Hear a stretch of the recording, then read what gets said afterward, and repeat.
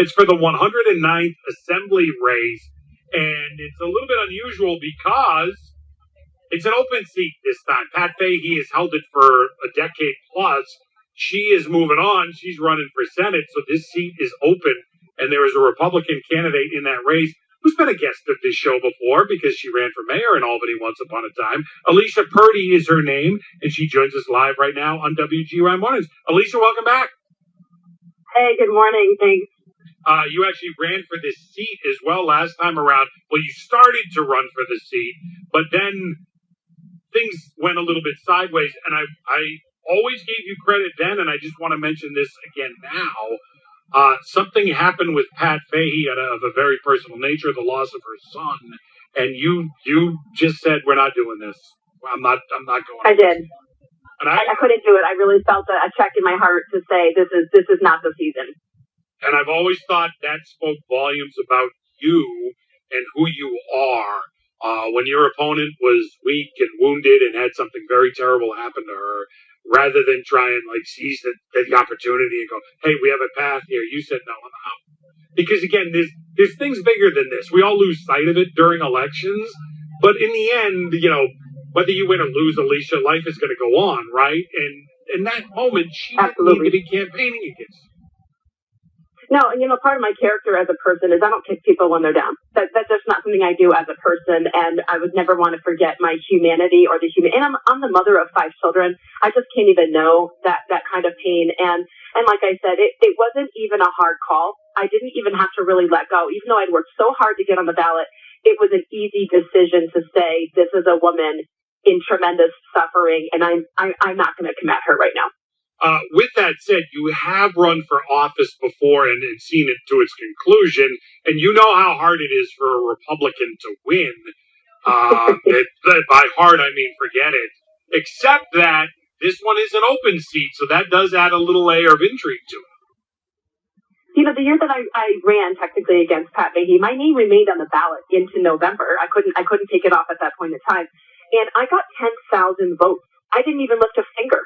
And I thought, oh my goodness, there are people out there that will just vote for a warm body as long as it's not the Democrat incumbent. And so this year when the seat became open, because I ran for mayor, because I had the name recognition, and I performed well enough for a Republican, I came in second in technically a 4-way race. And so I felt, you know what, this should not go unchallenged. I am a fighter. I'm an American patriot. And as a New Yorker, I mean, New Yorkers, we're independent thinkers, we're fighters, we're not easily pushed around. And I thought, no, you're not going to have it for free. If you do win it, you won't have won it for free. And you know what? Maybe in this year, I'll just take it from you. We'll see. I love that attitude. And, we always hear people say, get engaged, get involved, and try to be the change. But they don't really want the opposition to do that. You are doing it, and I think it's great, number one. Number two, over the weekend, we heard from our governor, a female politician, who said that if you vote for some of these candidates down ballot, I mean, she didn't mention you directly, obviously, but that's an anti-American vote because you're just Trump lovers. Is it anti-American to vote for you, Alicia Purdy? No, in fact, it's the most American thing you can do because not only am I a true New Yorker and an American patriot, my opponent has stated multiple times that she doesn't need to have new ideas or represent anyone other than herself, which is about 25% of the population because she's a radical leftist.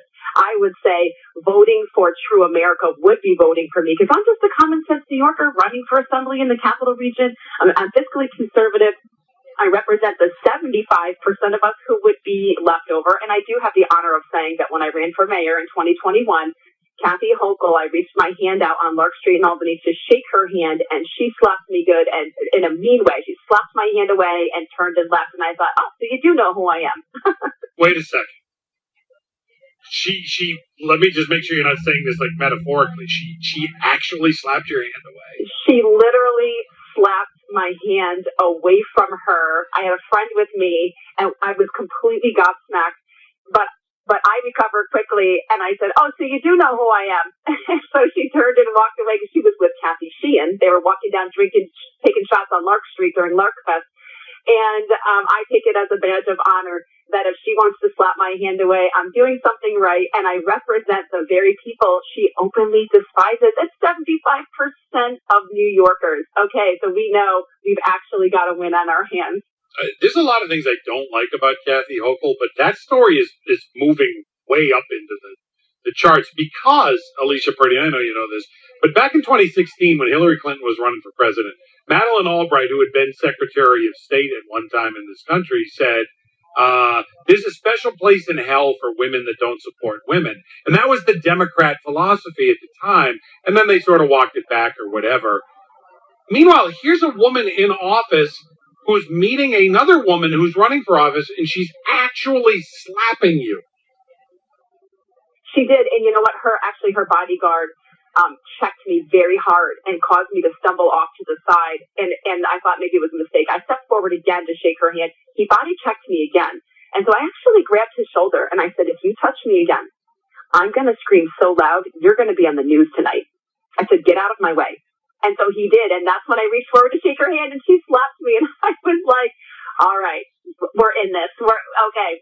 I'm getting loud. And you know what? That was what that campaign was about. Is I suspected I would not win, but I wanted to increase my name recognition. I wanted to get out there. I wanted to rattle cages and let people know you're not having this for free. You will not go unchallenged.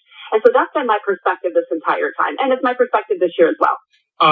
When you think about this district in particular, the 109th, I mean, to me, you know, the governor, the police chief, they can all try to spin that, hey, crime isn't as bad as you think, and the stats tell a different story.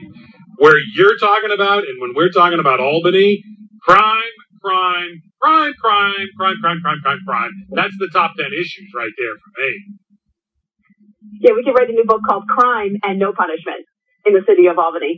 I don't live too far from where a man was unfortunately mauled by dogs. That's right in my neck of the woods. And I could hear the dogs barking for months.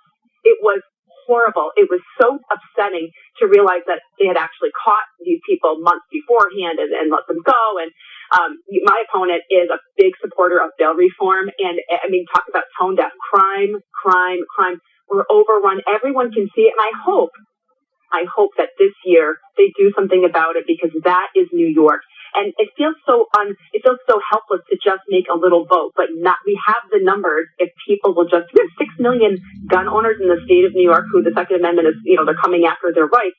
They don't vote. There's 6 million gun owners in the state of New York that don't vote. I mean, that's just a subset right there. So we do have the numbers to say we are done. You're fired.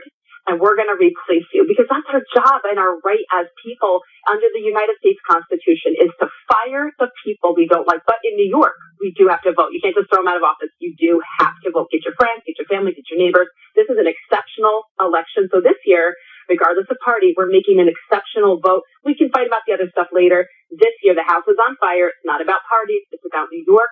We're going to make an exceptional vote in an exceptional election. Alicia, I'll leave you with this, or I'll give you this opportunity. 60 seconds. On the other side of the glass from where I sit is Zach. Zach and his girlfriend live in the district. They live not too far from where you live, as a matter of fact. They are going to go to the polls tomorrow, and they vote. They haven't early voted yet. Make your pitch. Tell them why they need to put an X next to your name. Okay. So I'm just going to give you this. My client, my opponent, has a lot of project-focused goals: climate extremism, bail reform increases, big spending. I am a people person. I'm not coming with projects. People are the goal for me. Our peace, our prosperity, our potential. And when you boil it all down to the decisions that have to be made in the assembly, this is what you have to look at. Who do you want in charge of the money? Our budget is bloated, climbed at $1.3 trillion over the next couple of years. Who do you want in charge of that? What good is it getting electric buses if the kids on the buses aren't safe from being attacked, or there's no accountability? So at the end of the day, the decision making for the state of New York in our direction, who do you want in charge of that, representing you when the big decisions have to be made? I'm a common sense New Yorker running for assembly in the capital region. I'm a mom. I'm a journalist. I'm a watchdog, and I will keep them in check. Zach, you're nodding your head. Did she win you over there? I don't want to put you on the spot, but I mean, I love all that. I will tell you this, Alicia. You want to win him right now, and he will commit, and he will give you a full-throated endorsement. Tell him you're going to put the speed limit by the school back to 25, and he'll go vote right now. I will. I'll tell you what. I will talk to the people I know. Perfect. Yeah, there you go. Hey, Alicia Purdy, always appreciate the time if we don't talk tomorrow. Thank Good you. luck. I appreciate people that put themselves through this. This is tough. Absolutely. Always. Thank you. Alicia Purdy, she was live here on WGY Mornings.